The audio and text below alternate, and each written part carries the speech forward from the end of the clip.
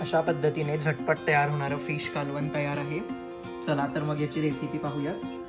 मी इथे अर्धा किलो सुरमई घेतलेली आहे. त्याला सर्वप्रथम आपण मॅरिनेट करून घेऊया. त्यासाठी अर्धा चमचा हळदी पावडर, 1 चमचा लाल मिरची पावडर आणि मीठ ॲड करून फिशला मसाला चोळून घ्यायचा आहे. आता मसाले लावून झालेला हा फिश अर्धा तास मॅरिनेट करायला ठेवणार आहोत. फिश मॅरिनेट होतोय तोपर्यंत आपण इथे वाटणाची तयारी करून घेऊयात. त्यासाठी मी इथे एक मोठा ओला नारळ किसून घेतलेला आहे, 2 चमचे रंगाची लाल मिरची पावडर, 4 चमचे धना पावडर, 1 चमचा आलं लसणीची पेस्ट, अर्धा कांदा, अर्धा चमचा हळद, 2 चमचा मालवणी मसाला आणि चवीनुसार मीठ हे गोष्टी घेतलेल्या आहेत. ह्या सर्व गोष्टी मिक्सरमध्ये टाकून आपल्याला बारीक वाटण वाटून घ्यायचं आहे. यानंतर एका मोठ्या कढईत 4 चमचे तेल गरम करून घेणार आहोत.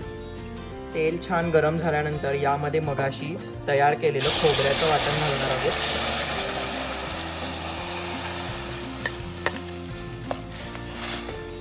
आता यावर झाकण ठेवून हा मसाला 5 मिनिटं शिजवून घ्यायचा आहे.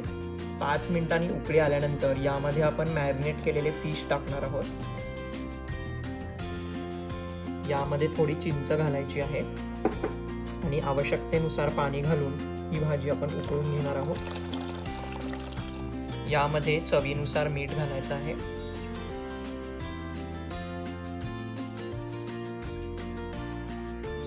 हे छान मिक्स करून यावर झाकण ठेवून कालवण 15 मिनिटं शिजवून घेणार आहोत. कालवण शिजत असताना यामध्ये थोडीशी कोथिंबीर घालून परत झाकण ठेवून कालवण अजून शिजवून घ्यायचं आहे. अशा पद्धतीने झटपट तयार होणारं फिश कालवण तयार आहे.